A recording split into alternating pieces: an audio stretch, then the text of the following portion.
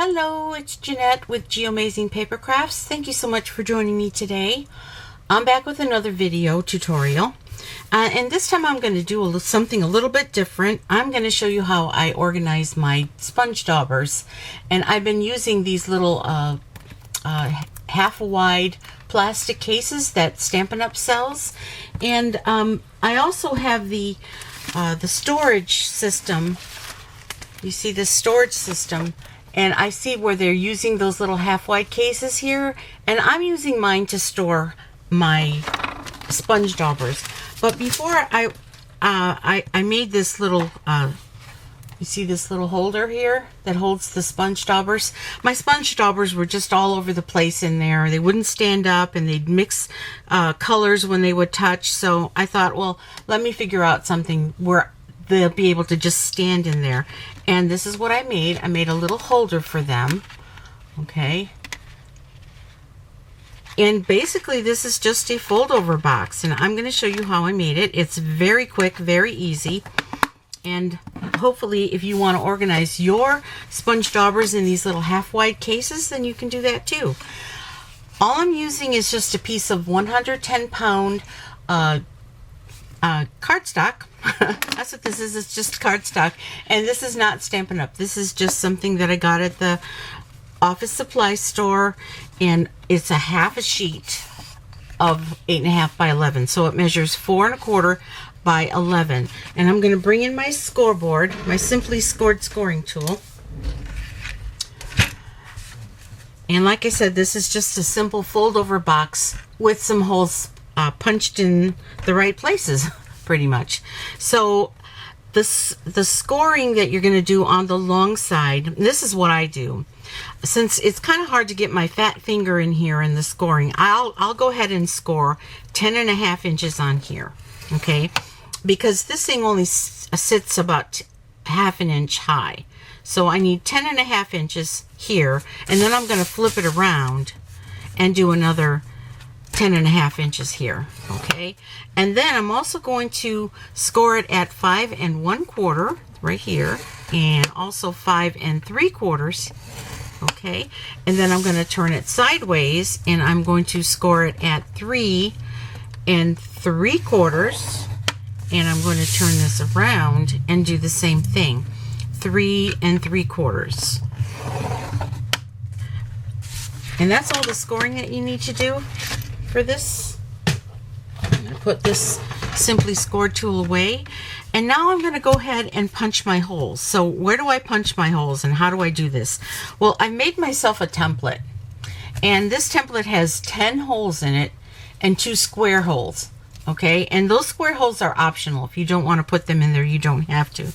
And if you want one of these, if you're going to make these for your little boxes as a holder, I have the template in a PDF format that you could download for free on my blog. So if you hit the link that I'm going to put in the description down here, you will go straight to my blog, and then you can hit the link in the blog. Okay, so anyway, I am just going to lay this template down. It's already got the holes already punched in it, and I'm just going to make some quick pencil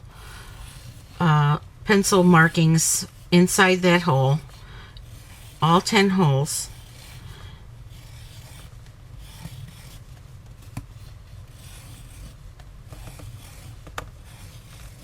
And also I'm going to do the squares, because I cut out these squares with the small die cut.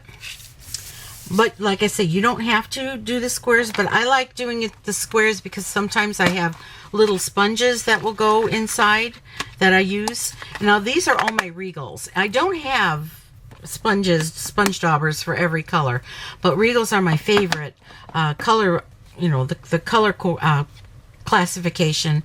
So I have one in every color for Regals. I love those colors because they're nice and bold. Okay, now I'm going to be using a 3/4 inch punch. Stampin' Up just recently retired their 3/4 inch punch, but I'm sure you could find a 3/4 inch punch somewhere. And all I'm going to do is take every one of those markings and just punch a hole and I'll punch out 10 holes.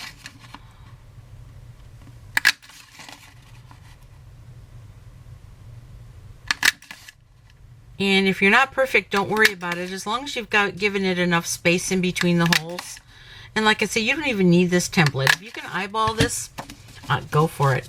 So I'm going to just fold that over, and to do this one here, you're going to end up making a hole on the bottom of your box, but that's okay.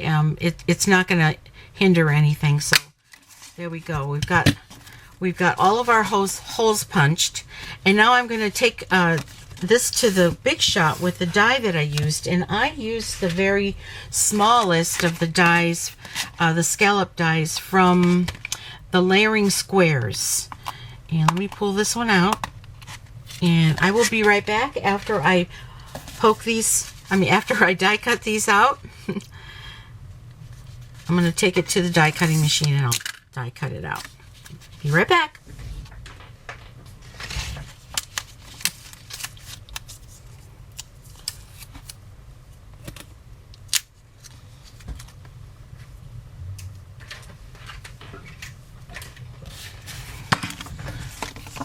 Okay, now I have my holes punched and die cut, and now I'm getting ready to put the box together, but I have to do some trimming, and I'm going to take it from the back, and I am just going to cut on the right and left side of each of these score lines on the side, kind of cutting into that score line that goes sideways this way, and just right and left,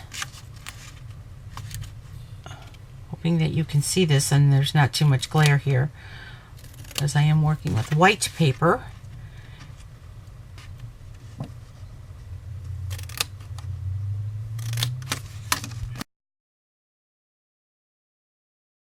Okay, now I'm going to just fold these down, and leaving those little tabs upward so that I can cut them off, but I'm going to fold these down and I'll burnish.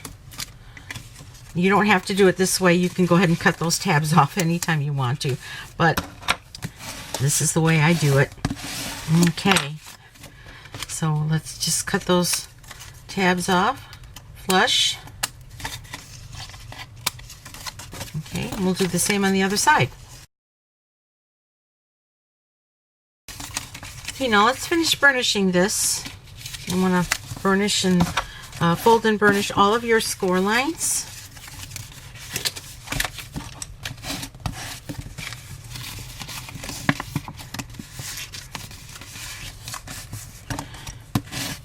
Okay, now I'm going to bring in the silicone craft sheet because I'm going to put some adhesive.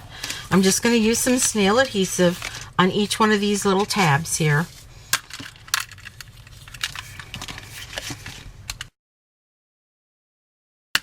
Okay, now I'm going to put the bottom together first.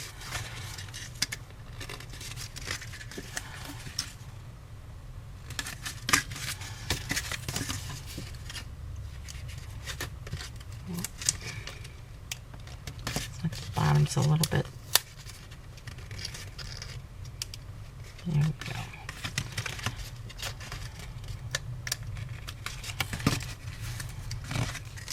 And we'll put the top together.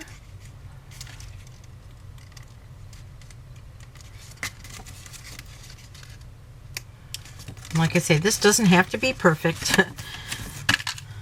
Now I'm just going to put some adhesive on the sides here. And I'm going to close this up. And we'll press that down so that that adhesive can grab on. Stick my finger in there. Okay, so now we have our little box. Let me open this box here. Take this out and I'll show you. So you just place your box in there. It should fit perfectly, and you just add your sponge daubers. Oops.